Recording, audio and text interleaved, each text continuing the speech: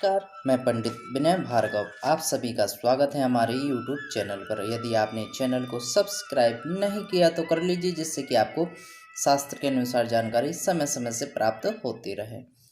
जया एकादशी व्रत कथा। जय जय राधा रमण, जय जय नवल किशोर, जय गोपी चित चोर प्रभु, जय जय माखन चोर। बोलिए वृंदावन बिहारी लाल जी की जय। कथा। युधिष्ठिर ने कहा, हे भगवान, आप समस्त जगत के सृष्टिकर्ता पालनहार हो, आपकी जय हो जय हो। हे प्रभु, अब आप कृपा कर माघ माह के शुक्ल पक्ष की एकादशी का नाम एवं उसकी कथा का वर्णन कीजिए। तब श्री कृष्ण जी महाराज बोले, हे राजन, इस एकादशी का नाम जया एकादशी है। इसका व्रत करने से ब्रह्म हत्या के समान पाप से भी मुक्ति मिलती है तथा भूत प्रेत पिशाच की बुरी योनियों से छुटकारा प्राप्त कर स्वर्ग की प्राप्ति होती है। हे युधिष्ठिर, इस संबंध में मैं तुम्हें एक कथा कहता हूँ,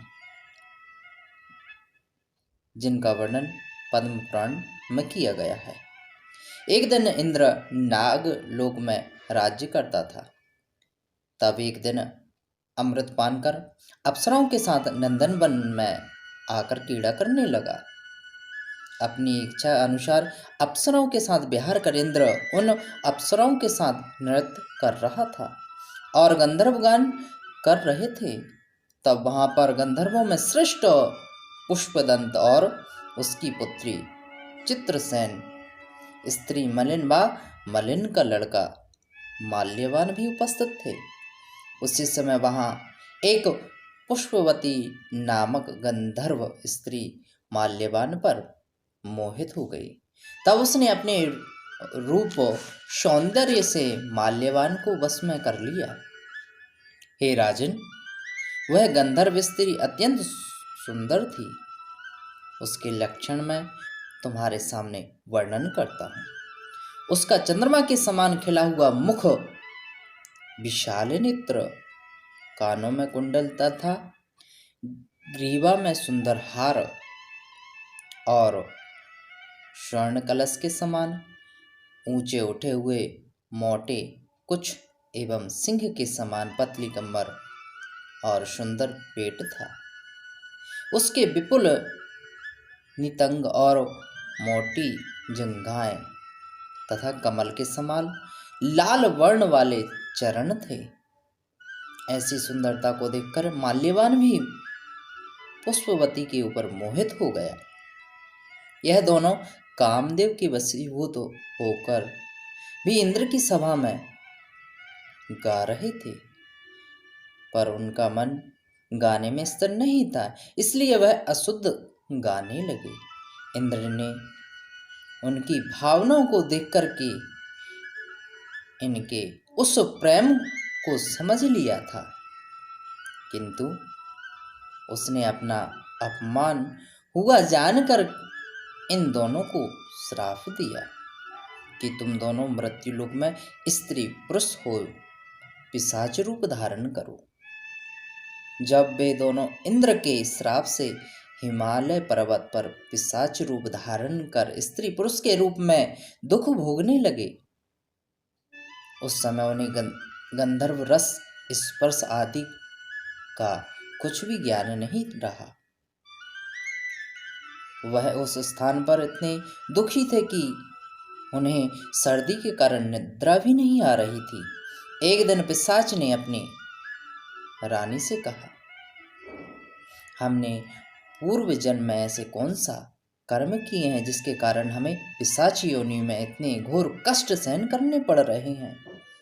इस प्रकार वे दोनों अत्यंत दुख सहते हुए उसी स्थान पर जीवन व्यतीत कर रहे थे।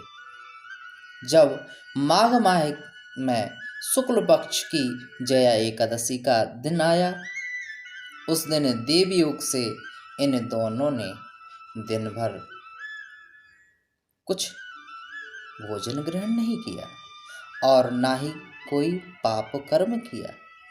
केवल फल फूल खाकर ही रात को सर्दी के मारे एक पीपल के नीचे बैठ करके जागरण करते हुए रात्रि गुजार दी।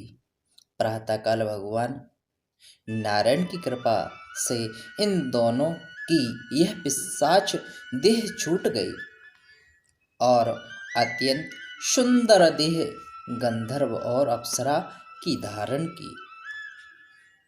तब सुंदर वस्त्रों एवं आभूषण से सुसज्जित होकर के यह दोनों नागलोक को गए। इनको इस प्रकार से देख गंधर्व एवं देवतागण आकाश में पुष्पों की वर्षा करने लगे, स्तुति करने लगे।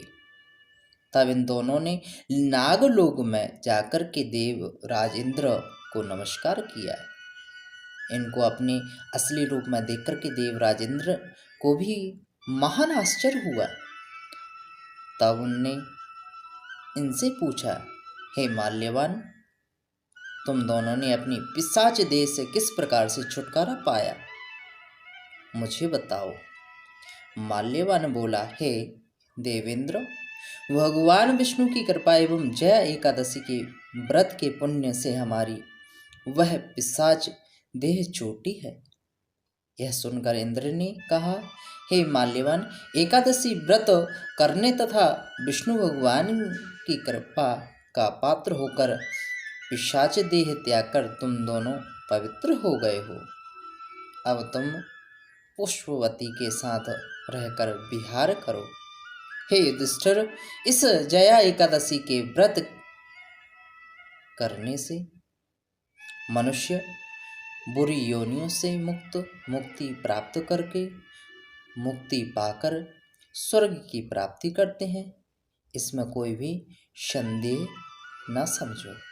इस प्रकार से लक्ष्मी नारायण भगवान का श्रद्धा भक्ति भाव के साथ व्रत करने से, पूजन करने से, नियम करने से निश्चित ही लक्ष्मी नारायण भगवान की कृपा प्राप्त होती है।